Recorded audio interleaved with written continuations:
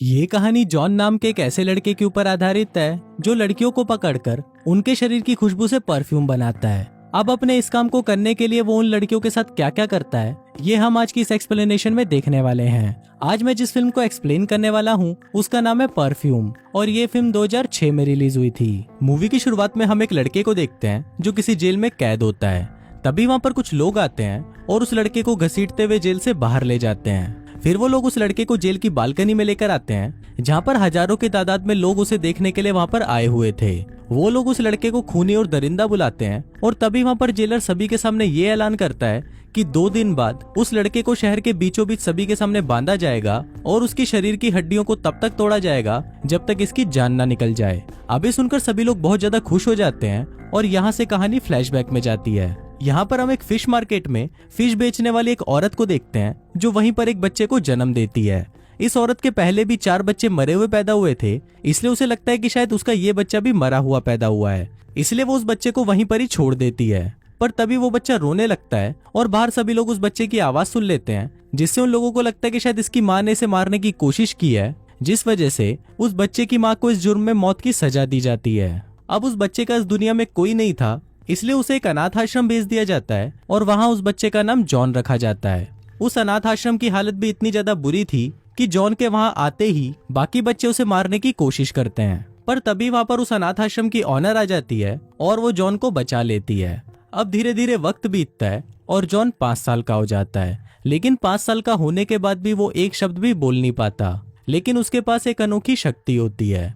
दरअसल जॉन की सूंघने की शक्ति बहुत तेज होती है, जिस वजह से वो कितनी भी दूर रखी चीजों को सूंघकर बता देता है कि वो क्या है। अब धीरे धीरे और वक्त बीतता है और जॉन अब 13 साल का हो चुका था और उसने थोड़ा थोड़ा बोलना भी सीख लिया था। अब जॉन के 13 साल के हो जाने के बाद अनाथ आश्रम की ऑनर ये डिसाइड करती है कि वो जॉन को बेच देगी और वो उसे एक जानवरों की खाल बेचने वाले आदमी को बेच देती है। फिर जैसे ही वो जॉन को बेचकर उससे दूर जाती है, तभी वहाँ पर कुछ लुटेरे पैसों के लिए उसकी हत्या कर देते हैं। दरअसल जॉन में एक और शक्ति होती है कि अगर कोई भी इंसान उससे दूर जाने की कोशिश करेगा तो उस इंसान की मौत हो जाएगी। और इसी वजह से फिल्म की शुरुआत में उसकी माँ और अब अनाथ आश्रम के ऑनर की मौत हो गई, क्योंकि इन दोनों ने ही जॉन को अपने से दूर कर दिया था। अब वो आदमी जिसने जॉन को खरीदा होता है वो उससे बहुत ज्यादा काम करवाता है और कुछ दिनों बाद वो उसे सामान बेचने के लिए पहली बार पेरिस की एक मार्केट में लेके जाता है। जॉन जब उस मार्केट में घूम रहा होता है तभी उसे वहाँ पर एक खुशबू आती है और वो उस खुशबू का पीछा करता हुआ एक दुकान के आगे आकर रुक जाता है। ये दुकान एक परफ्यूम की दुकान होती है जहाँ पर सभी लोग परफ्यूम को ट्राई कर रहे होते हैं।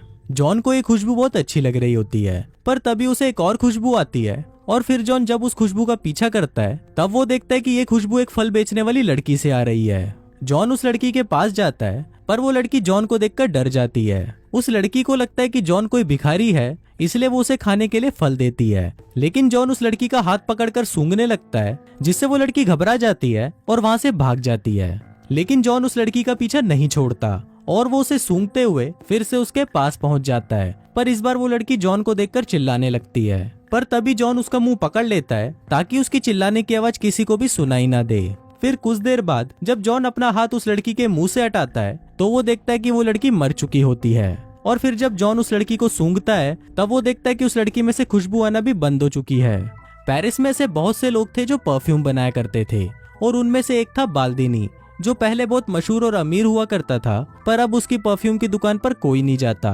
तभी वहाँ पर बाल्दिनी का एक असिस्टेंट परफ्यूम की एक बोतल लेकर आता है जिसे उसने हाल ही में बनाया था, पर बाल्दिनी उस परफ्यूम को ट्राई करने से मना कर देता है और वो खुद का एक परफ्यूम बनाने की तैयारी करने लगता है। लेकिन बाद में वो उसके असिस्टेंट के परफ्यूम को ट्राई करता है और ये पता लगाने की कोशिश करता है कि उसने उस परफ्यूम में क्या क्या डाला है, पर बहुत बार ट्राई करने के बाद भी वो ये पता नहीं लगा पाता कि उस परफ्यूम को बनाने में किन किन चीजों का इस्तेमाल किया गया है। उसी रात जॉन उसके घर पर खाल की डिलीवरी देने आता है और उसके घर के अंदर आते ही जॉन को वहाँ पर रखी सभी परफ्यूम की सामग्री की खुशबू आने लगती है।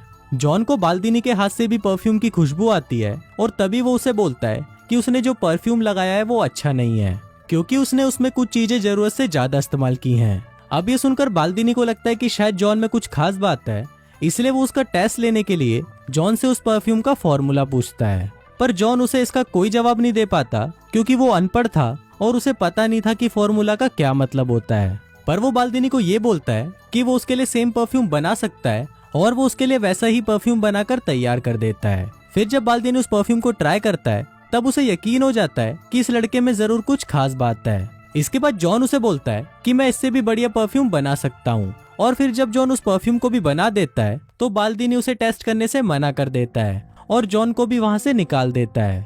फिर जॉन के जाने के बाद जब बाल्दिनी उस परफ्यूम को टेस्ट करता है तो उसे सूंघते ही उसे ऐसा लगता है कि जैसे वो स्वर्ग में आ गया है। फिर अगले दिन बाल्दिनी जॉन को उस आदमी से खरीद लेता है।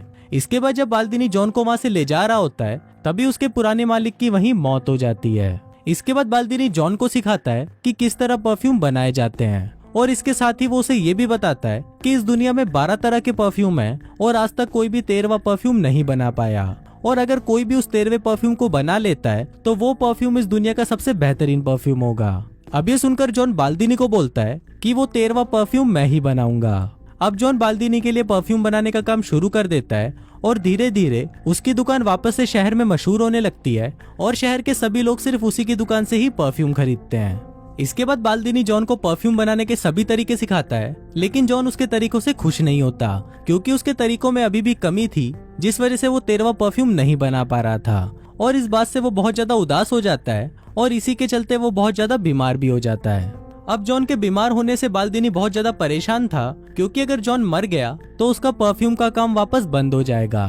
फिर एक दिन बाल्दिनी जॉन को बताता है कि अगर उसे 13वां परफ्यूम बनाना है तो उसे ग्रासो जाना होगा जो कि फ्रांस में है। लेकिन जाने से पहले बाल्दिनी जॉन से परफ्यूम बनाने के 100 फॉर्मूला सीख लेता है और इसके बदले वो उसे खर्चे के लिए कुछ पैसे दे देता है। अब जॉन 13वां परफ्यूम बनाने के लिए ग्रासो शहर की तरफ निकल जाता है और उसके जाते ही बाल्दिनी का घर अचानक गिर जाता है और उसकी मौत हो जाती है। अब जॉन ग्रासो पहुंच जाता है और वहाँ पर वो एक औरत के लिए काम करता है जहाँ पर वो जानवरों की चर्बी से खुशबू निकालने के तरीके सीखता है। अब जॉन उन तरीकों का इस्तेमाल इंसानों पर करना चाहता था और इसके लिए वो एक लड़की को किडनैप कर लेता है और उसके शरीर में से खुशबू निकालने की कोशिश करता है, पर जॉन इस तरीके में बहुत बुरी तरह से फेल हो जाता है। इसके बाद जॉन एक वैश्या को बुलाता है और वो उसे भी मारकर उस पर दूसरे तरीके का इस्तेमाल करता है, पर इस बार जॉन उसमें से खुशबू निकालने में कामयाब रहता है और अब उसने अच्छे से सीख लिया था कि इंसानों में से खुशबू कैसे निकाली जाती है।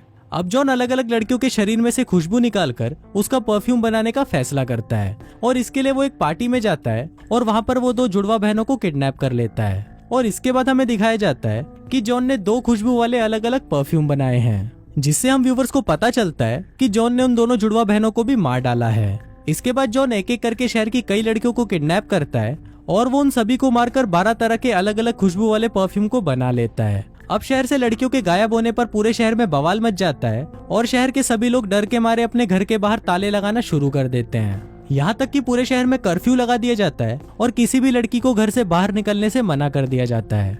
वहीं हम एंटोनी नाम के एक आदमी को देखते हैं जो इस शहर के बहुत ही मशहूर और जिम्मेदार आदमी हैं। एंटोनी बताते हैं कि अब तक हमें जितनी भी लड़कियां मरी हुई मिली हैं, उनके शरीर पर किसी भी तरह के जोर जबरदस्ती के निशान नहीं हैं।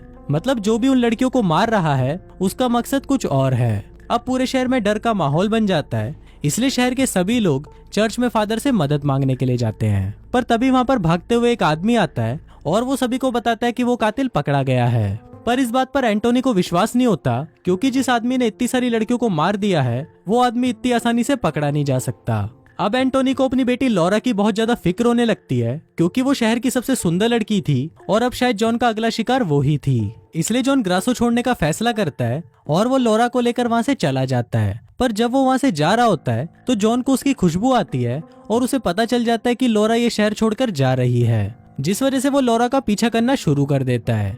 दूसरी तरफ हम देखते हैं कि जॉन के पास उसी वैश्या का कुत्ता होता है जिसे जॉन ने पहले मार डाला था और वो कुत्ता अपनी मालकिन की खुशबू को सूंघते हुए उसके जमीन में दबे हुए कपड़ों को बाहर निकाल देता है, जिसे वहाँ पर एक आदमी देख लेता है। तभी वो आदमी वहाँ पर पुलिस को बुला लेता है और छानबीन करने पर उन्हें वहाँ पर सभी लड़कियों के कपड़े और बाल मिलते हैं जिन्हें जॉन ने मार डाला था। वहीं दूसरी तरफ लॉरा और एंटोनी एक होटल में रुकते हैं और रात को सोते वक्त एंटोनी लॉरा के कमरे को लॉक करके उसकी चाबी अपने पास रख लेता है। पर जॉन जैसे तैसे करके वो चाबी चुरा लेता है और वो लॉरा के कमरे में जाकर उसे भी मार डालता है। अब जॉन के पास एक और परफ्यूम की बोतल बन जाती है और फिर वो सभी परफ्यूम की बोतल को मिलाकर उससे 13वां परफ्यूम बना लेता है। पर तभी वहाँ पर सिपाही आ जाते हैं और वो जॉन को पकड़ लेते हैं और यहीं से ही कहानी वापस प्रेजेंट में आती है।